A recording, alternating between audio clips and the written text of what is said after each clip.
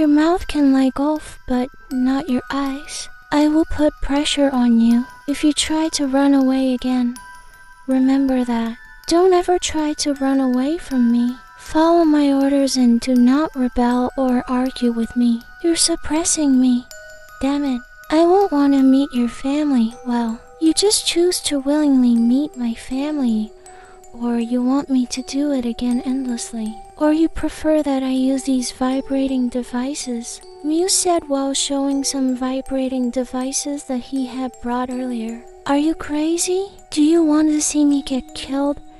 Drained of blood by your bloodthirsty family? Who said that you would die? No, I wouldn't dare touch you in my presence, Mew said with his arrogant tone. Mew took a black robe and covered Gulf's body that was already not wearing a single thread, while saying, "Hurry up and come out with me. They're waiting," Mew said again. "You always use me. You must have a bad plan for me. How could a vampire be nice to a fox demon? I'm not using you. I want you to introduce you to my family." So Mew walked towards the dining room. Nonsense. Mew's voice made Mew turn to him with a sardonic look. Then Gulf reluctantly put on the robe and followed Mew to the dining room. Now that Mew and Gulf had arrived at the dining room, there were Alicia, Violet, Ju and Nikki who had already taken their seats. Now Mew and Mew are sitting in their respective places. The atmosphere was still quiet. Everyone in the dining room was staring at Gulf without blinking. "Mom, Dad, this is Gulf," Mew said. "Gulf," Nikki shouted as if he had just met Gulf. "Uncle has wanted to meet you for a long time, Gulf," Nikki said kindly. Nikki walked towards Gulf and hugged Gulf tightly. Gulf returned the hug. All the vampires in the room looked at Gulf and Nikki, especially Mew. Mew didn't expect that his father knew. "Gulf, there's no way Dad doesn't realize that. Gulf is a fox demon," Mew muttered in his heart. "Where have you been?" Suddenly disappeared after visiting Uncle's house, Nikki said after letting go of his hug. Sorry." Gulf seemed to have trouble answering. "It's okay, but don't disappear again," Nikki said as he told Gulf to sit back down, and Nikki sat back down too. "Do you know Gulf?" asked Mew, curiously. "Yes, I told you once, but maybe you've forgotten. 9 years ago I almost fell into a ravine while on duty, but fortunately Gulf helped me. Then we met again when Gulf was at the hospital looking for a heart donor for his friend. From that day on, I asked Gulf to visit me occasionally. But for years later when Gulf visited Papa's house on New Year's Eve. Since then Gulf has never visited Papa's house again," Nikki said. Mew, a little surprised to hear his father's story, then turned to Gulf. A moment later, a woman named Violet came and immediately sat next to Uncle Nikki. Violet was a beautiful 1,000-year-old vampire. She was called Mother Violet because she was the only surviving female vampire. In Alicia and Mew's relationship, Violet didn't really care because she probably already knew Gulf's plan. Violet rarely arrives in the vampire world. She mostly stays in the human world. Suddenly Gulf felt dizzy in the head and he was about to fall down. Mew wanted to help Gulf who was falling, but Alicia stopped him, so the ones who helped Gulf fall were Nikki and Du. "Are you okay?" Nikki asked Gulf. "Uncle, why is that woman here?" Gulf asked while looking at Violet who had been staring at Gulf with her palm on his chin and a lopsided smile. "She's Mew's mother." "What? This is crazy." So Gulf, who was surprised to hear Nikki's answer. "Gulf, what's going on? Why are you so surprised by that?" Mew said. Mew let go of Alicia's hand that was blocking him to make Gulf sit next to him again. Gulf still didn't answer Mew's question. Instead, he ignored him by focusing on taking the food in front of him without caring about Violet and Mew, who continued to stare at him. Mew glanced at Violet while making a face as if asking what happened. Haha, you still remember me, Gulf? Violet said. Now that we meet again, I don't recognize you. So Gulf finally opened his voice but didn't look at Violet. He was too focused on the meat in front of him. Really? So what's up with Mr. Lee? Upon hearing Mr. Lee's name, Gulf gave Violet a very sharp look. Haha, no, I was just joking. Don't look at me like that, Violet said soothingly to Gulf. Does Mother know that lowly fox demon? Alicia said, which made everyone at the dinner table immediately look at her except Gulf. Gulf seemed indifferent to Alicia's words. Enough, Alicia, don't say that, Mew said in an angry tone. What? Alicia, don't you always call me dear? Is it because there's a fox demon that you're embarrassed to call me dear? Alicia snapped. That's not it. It has nothing to do with Gulf, Mew said. Aish, really? You guys are so annoying. Can't you guys be quiet when you're eating? I think I'm going to throw up listening to you guys arguing, Gulf said. Gulf stopped the argument between Mew and Alicia and then left the dining room to go to the bathroom. Now that Gulf left, Nikki and Violet never thought that Gulf would dare to say something like that, especially to Mew. I want to go to the bathroom too, Alicia said, after which she went after Gulf to the bathroom. Damn it. Why do I have to be in this situation too? That crazy vampire always involves me in all her problems. Then I'm the one who gets hit in the end too. Gulf muttered to vent his emotions while washing his hands. Are you shameless? Coming to my girlfriend's family event?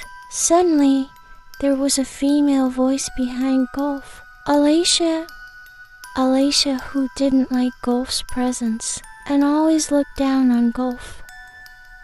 But Gulf still ignored her. Wow, your belly has grown. How can you still hold on? Oh, I know, you must be planning to destroy my lover's family, right?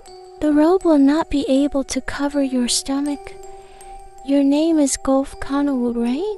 Oh no, but a lowly fox demon who can still be considered a child. Do you have plans to kill a vampire king whose age is very, very far from you? Alicia moved closer to Gulf with an alcoholic drink in her hand. You don't deserve to be my rival. It's really embarrassing to see the body of a man who can get pregnant.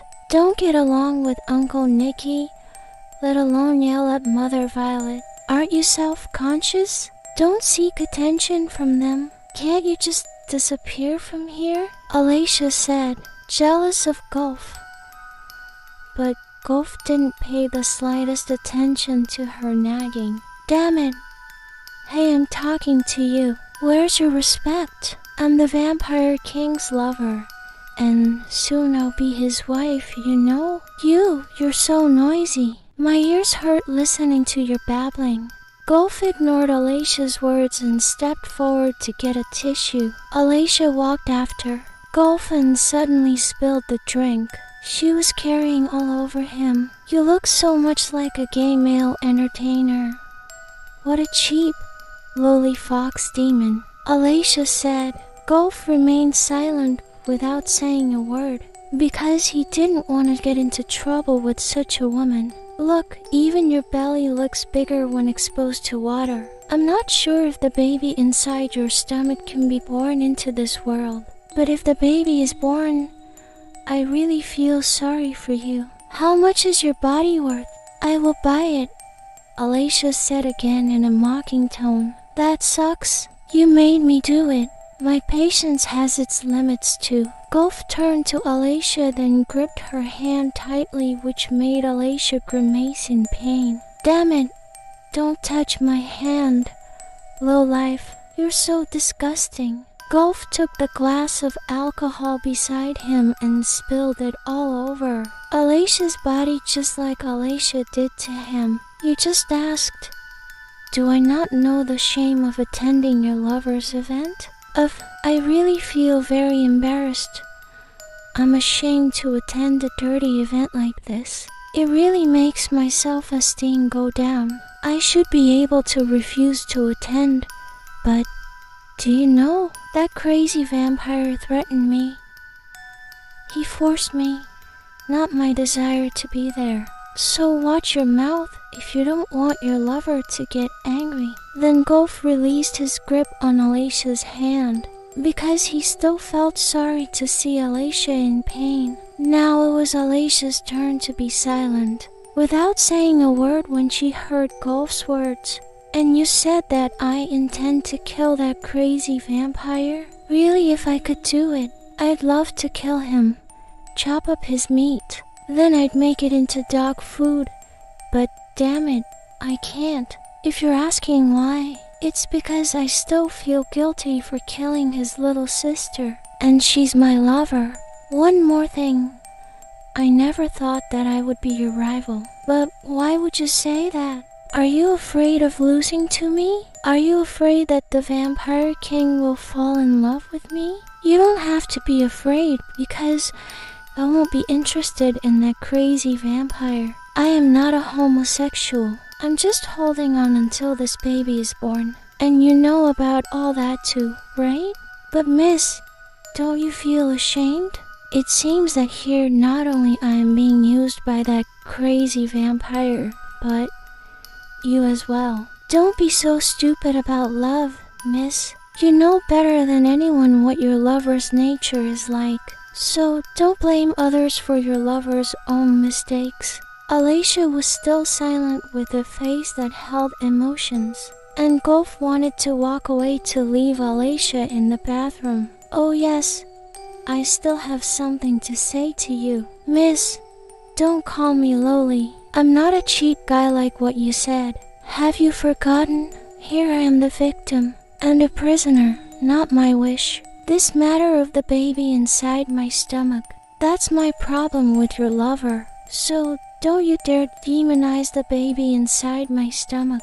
He's in my stomach because of your lover. Don't you ever feel the most hurt because here I am the victim? About my closeness with Uncle Nicky, that was before I knew that bastard vampire. So don't say that I was looking for attention with Uncle Nicky. Oh, no. Aren't you the one who's always looking for attention with Uncle Nicky? Think twice before insulting others. Alicia, who felt that she had been humiliated, suddenly used her strength to push Golf's body until Golf hit the wall. Golf's forehead was bleeding from protecting the baby in his stomach. Golf's strength was indeed below Alicia, who was hundreds of years old, especially now that Golf was heavily pregnant. Are you a crazy woman? You want to hurt my baby? Golf said in an angry tone. Yes. I don't like seeing you carrying a baby with my lover. I'm going to kill that baby, Alicia said. Golf stood up with a cut on his forehead, then immediately walked towards Alicia and pushed Alicia until Alicia was staring at the bathroom door. Suddenly Mew came. After hearing the noise, he opened the bathroom door forcefully. As Mew came and Alicia immediately fell in Mew's arms, while saying, "Honey." He pushed me. That lowly demon pushed me, said Alicia, who sobbed a little. You ... You sly woman, Golf said. Then suddenly Mew slapped Golf's left cheek when Golf wanted to defend himself from Alicia's accusation, without caring about Golf's forehead, which started to bleed. Go back to your room, Mew snapped at Golf while hugging Alicia's body. You don't know what really happened, but you hit me right away, Golf said again, holding his stomach. Are you deaf? I told you to go inside your room, Golf, Mew said again in an angry tone. Golf was still silent as he looked at Mew blankly. If I get to your room and you're not there yet, I'll teach you a lesson, Mew said, while pulling Alicia's hand to leave Golf inside the bathroom alone. I don't know what Mew was thinking, but how could Mew treat Golf like that when Golf was pregnant with his child? But Mew chose to defend Alicia instead, even though it is clear here that Alicia is the guilty one. Golf unconsciously let out his tears. He didn't understand Mew's nature to treat him like that. Do you still remember me, Golf? It's me, Mile. I will help you. Wait for me. I will arrive at a very good time. Don't cry. If I could wipe away your tears, I would, Golf. Suddenly there was a familiar voice whispering in Golf's ear. But when Golf looked around, he couldn't find where the voice was coming from. Golf, are you okay? Golf turned again towards the voice. Golf, are you okay? Golf looked around for the direction of the voice calling him, but he didn't see anyone. Then Du came over. Are you okay, Golf? Du suddenly walked up to Golf, and Golf immediately wiped away his tears so Du wouldn't know that Golf was crying. Don't call me doctor, just call me Du. Du walked closer to Golf. You're hurt. Wait a minute, I'll treat your wound. Du walked to the drawer in the bathroom to get the medicine box. Then Du walked back to Golf and pulled Golf's hand to make Golf sit on the sink. Your mouth can lie, Golf, but not your eyes. Golf's heart skipped a beat when Du said those words, just like what Mew had said a while ago. Mew, this look really bad in your eyes, but rest assured, behind his selfish nature like that, he's a very loving person. He won't let you get hurt like this.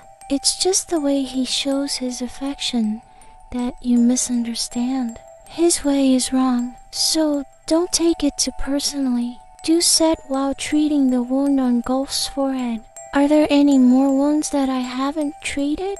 Du said after bandaging Golf's wound, and then brought his face in front of Golf's face. No. Can you help me escape from here, Du?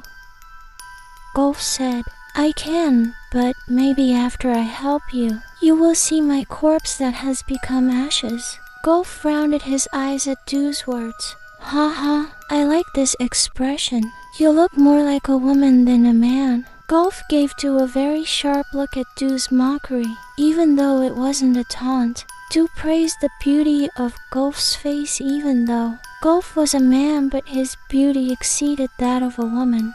Hey, don't look at me like that. I was just joking, but it was serious. Oh no, don't get mad. You better get to your room before Mew gets there. I don't want to go back to my room. Surely Mew will torture me again, even though that crazy woman started the fight, said Golf with a bad mood face. Instead of you being here, he will still find you wherever you are, right? Hurry back. Alright. Thanks for treating my wound. I'll go first. Golf finally obeyed Du's words to return to his room. Du continued to stare at Golf's departure with a smile until Golf was confirmed to have left, and then Du left the bathroom. Slowly, Golf opened the door to his room, hoping that Mew hadn't arrived before him. Unfortunately, Golf's hope was dashed. Mew had arrived in his room first. Mew immediately looked at Golf with an angry gaze when Golf had just opened the door. That gaze was a bit terrifying. Who treated your wounds? Mew said suddenly. Golf ignored Mew's question. Golf walked past Mew to head towards the bathroom. Once inside the bathroom, Golf immediately washed his hands and face. Then Golf intended to immediately clean himself from these dirty clothes. You're ignoring me? Mew suddenly appeared behind Golf, making it difficult for Golf to dodge, because Golf's body had been hit by the sink. Damn it! Get out of the way. I don't want to argue with you. You better take care of your girlfriend. Isn't she hurt really badly? Golf said indifferently. Who treated your wound? Mew raised his voice even more and grabbed Golf's shoulder. You're crazy, that hurts. Let go of me. Can't you just not bother me for one day? Golf said again. You won't answer my question. Tell me, Mew said again in a high tone. Do. He's the one who treated my wounds. He's the only one who cares about me, said Golf. Then Mew softened his grip as he said, I told you to hurry back to your room. Can't you wait for me so I can treat your wound? Damn, you slapped me. You ignored me. Then suddenly you act like you care about me? Is this another one of your lies? Golf said in an angry tone. Why do you hate me so much?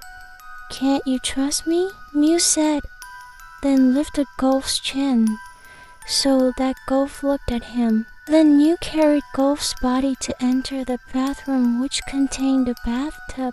Then slowly Mew took off the clothes that Golf was still wearing. Mew carried Golf's body to put it on the bathtub that was filled with warm water. Golf was completely limp. He kept his eyes closed. Golf was resigned to what Mew was going to do to him, because he had no more strength and was tired of arguing with Mew. Then suddenly Mew let out his voice. I'm sorry, Golf. I'm so sorry. I'm sorry for making you like this. Sorry for slapping you in front of Alacia. I know, Golf. I heard all your conversations with Alacia. I just wanted to protect you. If I had chosen you back then, Alacia would have continued to hurt you in any way possible. Please give me one more chance, Golf. Please believe in me. Don't hate me. I did all that just for your sake. Mew sat on top of the bathtub while tightly hugging Golf, Kanawut's body, and saying sorry repeatedly. Hey, you bastard. Don't. Stop it. I'm pregnant. You can't do this when my belly is getting bigger. Stay away, Mew, or I won't forgive you, said Golf. A while ago, before the incident, when the meal started, Mew had a small argument with Alacia. It was then that Golf left the meal to go to the bathroom, followed a few minutes later by Alacia. At that time, Mew's gut feeling told him that Alacia was going to hurt Golf. A few minutes after Alacia left, Mew and Do followed her. Violet and Nikki had also allowed them to leave. Inside the bathroom, Mew and Do had already heard the harsh words coming out of Alacia's mouth. Don't you know any shame coming to my girlfriend's family event? Mew honestly didn't like it when Alacia said that Golf was shameless, but Mew still held back. He wanted to hear all the words Alacia said. Wow, apparently your belly has grown. How can you still hold on? The initial words that Alacia said made Mew start to get carried away. But when he heard the words want to kill vampire, that was the question Mew was waiting for. Mew didn't dare to ask Golf himself. You don't deserve to be my rival, Golf. Mew thought. Maybe that question could tell whether Golf had feelings for Mew or not. Don't be familiar with Uncle Nicky, let alone you dare to yell at Mother Violet ... Alacia's nature is like this. Actually, Mew doesn't like it. Alacia was too childish. You lowly fox demon. I was talking to you. When he heard Alacia cursing at Golf, Mew was actually very angry and wanted to immediately break the bathroom door and shut Alacia's mouth. But Do held him back. You're so noisy. Makes my ears hurt. Mew was a little relieved to hear Golf start to make noise and counter Alacia's words. You look so much like a male entertainer, so cheap. Mew was furious at those words and clenched his fists, especially when he heard the crashing sound and Golf's voice saying, Do you want to kill my baby? At that moment, Mew kicked the bathroom door forcefully and Alacia immediately hugged him. At that time, Mew actually wanted to help Golf first, but he remembered Alacia's temperament that could endanger Golf and the child in Golf's womb. So Mew acted out, yelling and slapping Golf, even though his heart hurt when he did that. Mew carried Golf Kanawut from the bathroom, cleaning his body from the alcohol spilled by Alacia. Mew carried Golf to the bed and covered his body with a thick blanket, then walked out of Golf's room after kissing his forehead.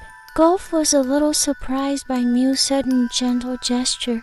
He muttered to himself, "Does he have bipolar disease? His change in attitude is making me even more dizzy." After walking out of Golf's room, Mew went to see Alacia with an angry expression. "Are you crazy? You almost killed my son," exclaimed Mew, while throwing Alacia with his strength. "Honey, why did you hit me? You hurt me. Stop calling me that from now on. If you dare to hurt Golf and my unborn child once again, I will reduce you to nothing but ashes. Remember, I have never been afraid of your family's power. I am the one with more power in the vampire realm," Mew growled. "No, please don't say that. Honey, I'm sorry. I didn't know that baby meant so much to you." Alacia crawled towards Mew and prostrated herself at Mew's feet, begging for forgiveness. "Stop acting and stop calling me those disgusting names. Didn't you approach me because of orders from your father? So that your family can be more powerful? Don't you think I'm stupid? Alacia, do you think I don't know you're in your family's rotten plan?" Mew kicked Alacia away. "No, that's not true. Please believe me. I love you, Mew," Alacia said. Mew used his strength to take 2 glasses of alcohol and spilled them on Alacia's head, just like Alacia did to Golf. "I want you to hear this. I love him. He's what you call lowly cheap. I love her very much," Mew said. "No, that's not true. You must be lying. You're saying that because you're mad at me," shouted Alacia. "I know I was wrong. Please forgive me this time. I promise I won't do it again. I love you, Mew. We have been lovers for a long time," said Alacia, who was still holding Mew's leg. "I made a big mistake by making you my lover and obeying all your wishes all this time," said Mew as he walked to the drawer to get a cigarette, then sat facing Alacia, who was still kneeling. "Do you really like that lowly demon?" asked Alacia. "Lowly? She's not lowly or cheap. She's precious to me, incomparable to you. You're right, I do like her. Like I said earlier, I love her. I even want to make her my queen, as well as the wife of my future children, even though she's a man," Mew replied after smoking his cigarette. "You will be able to do all this to me, Mew. I will never let you live happily with anyone. I can definitely destroy you. I will also destroy that lowly fox demon in front of you." Alacia sobbed. Mew cut off Alacia's words, used his strength to choke Alacia's neck and said, "You dare to threaten me? I told you never to touch him and my son. If I didn't have pity for you right now, I would have killed you right now. One more thing. Don't you ever dare disturb Golf or speak harshly to him. Here you're the lowly one, the cheap one. You are the one who willingly and easily gave your body to me. Not Golf, but you," Mew said right in front of Alacia's face, who kept struggling to escape from the strangulation. Mew threw Alacia against the wall with his strength until Alacia's forehead bled profusely, just like he did to Golf, and Alacia's mouth oozed a lot of black liquid, not blood. It was like poison. Perhaps the strangulation Mew used contained poison. "I'm still considering your parents. Otherwise, you'd already be ashes with nothing left," Mew said, and then released his grip from Alacia's neck and left her in pain. Mew went back to Golf's room and saw Golf, who was fast asleep. Mew's tears fell on Golf's soft cheeks. Mew cried, remembering that his behavior to Golf was too harsh in front of Alacia. Golf woke up to Mew stroking his hair. When Golf was fully conscious, Mew took 2 glasses filled with his own blood. Mew returned to Golf's side and placed the 2 glasses of blood on the bedside table. "Drink this, Golf, so that your body recovers," Mew said as he took 1 glass of blood to give to Golf. "No, don't force me to drink your blood. I don't want my strength to disappear," Golf refused. "You don't need your strength. Golf, I'm here. I will be your power from now on and forever. You don't have to be afraid anymore. I promise never to hurt you again. Please, drink this blood. It's good for you and also the fetus in your womb," Mew coaxed in a gentle tone, but Golf still refused. Mew drank some blood from his glass, then grabbed Golf's chin to open his lips. Mew then kissed Golf's lips, giving blood from his mouth to enter Golf's mouth. After all the blood had entered Golf's body, Mew held Golf's mouth with his palm to prevent Golf from spitting out the blood. "Are you crazy?" exclaimed Golf. Mew took another glass and did the same thing until Golf drank all the remaining blood. You leech, is it fun for you to force others? Now what else are you going to do to me?" asked Golf. After drinking the 2 glasses of blood, Golf felt his body refreshed. All the pain suddenly disappeared and he felt full. Mew suddenly kissed Golf gently on the lips, but Golf reflexively pulled away before Mew deepened the kiss. Why are you avoiding? Are you afraid of me? Don't be afraid, Golf. I won't hurt you, Mew said in a soft tone. When Mew tried to kiss him again, Golf avoided again, turning his face to the side. Don't do things like that. Don't make me angry. You don't want my bad dual personality to suddenly come out. Even I can't control it myself, Mew said.